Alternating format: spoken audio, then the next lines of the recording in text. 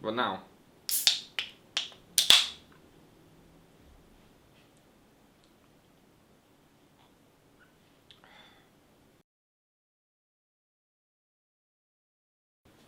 I didn't have too many expectations. I sort of knew that I would have a much greater sense of independence than ever before. To be honest, before going to uni, I just sort of knew I needed to go to uni to do something else to help me get on the career ladder eventually. Yeah, I think I would drink a little bit less in my first year. I feel like I wouldn't rely on alcohol to talk to people as much, and I would sort of trust that I can be quite funny and sociable without it. If you're not a regular drinker, you're going to struggle to make friends or take part in a lot of social events. You're going to really be left behind, which really does pressure you to drink way more than the healthy amount, really. I drink at least 4 days a week now, which is probably quite unhealthy.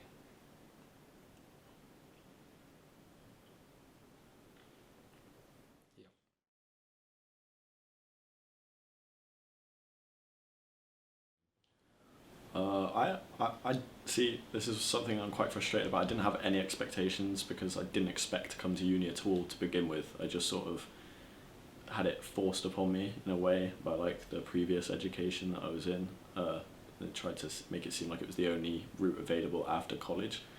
So I didn't have very much expectations, but I feel like that's come to bite me in the ass a little bit. Yeah.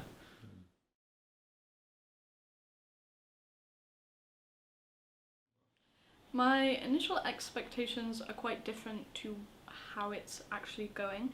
I think that might be because I watched quite a lot of American shows, and that kind of impacted what I expected uni to be like, and I expected it to be a lot more.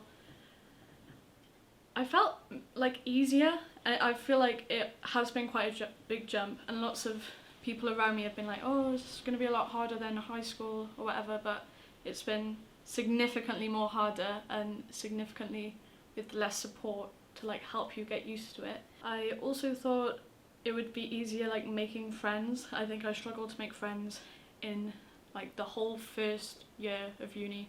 And when I'm watching shows and movies and stuff, they meet their flatmates and their friends straight away, but I didn't really have that.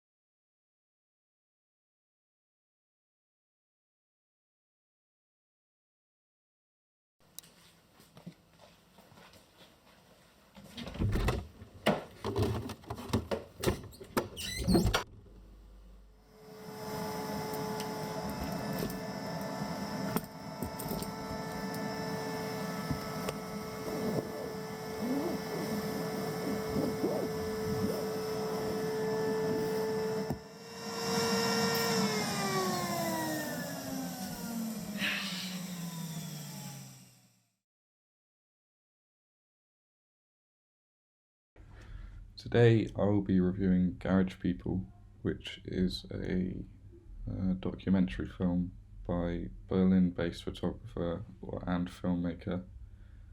I won't attempt to pronounce her name, but for short, I'll just say Natalija. Her documentary portrays life inside the many garages populating the outskirts of Russian towns. We can see throughout the film there are many protagonists who were chosen by Natalija.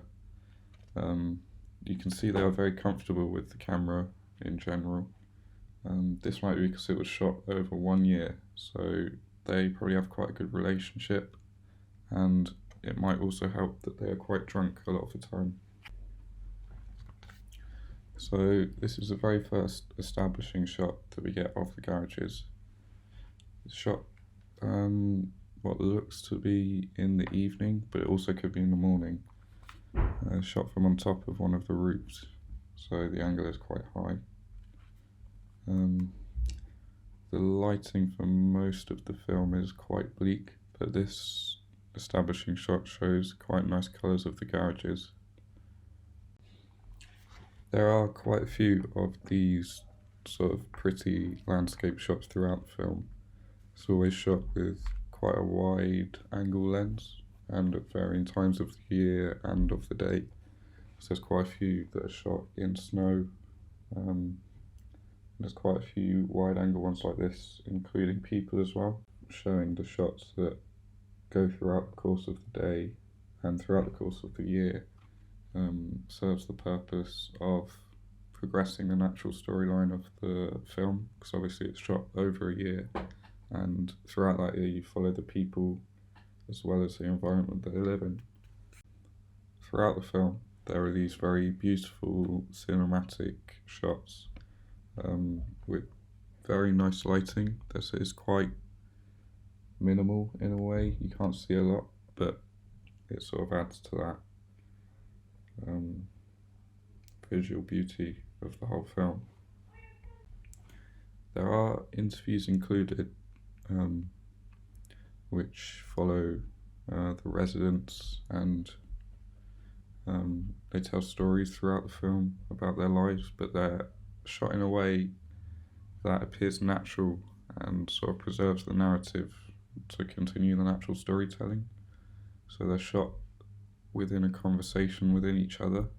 So in this interview that we see in this shot, this protagonist is talking to his friend, but the friend is sort of asking him questions, and that's how the interviews are filmed.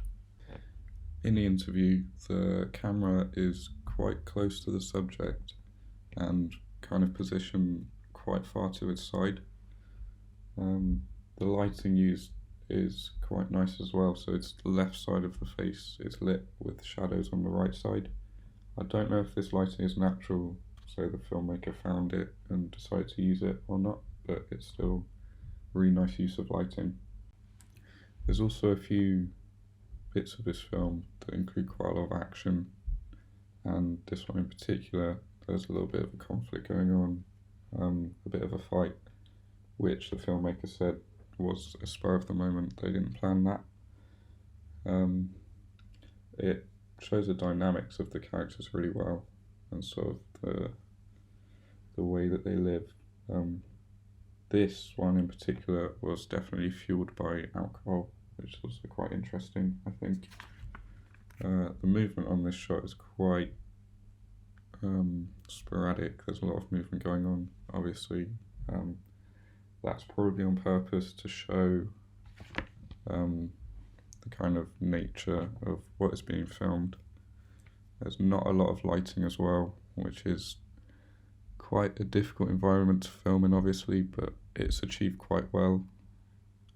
They're still using quite wide angles, and the colours are still bleak, but that might be due to the insufficient lighting. Overall, I found this documentary to be very insightful. It showcased very pleasing visuals and captivating storytelling with emotional depth and genuine portrayals of people within the garage community.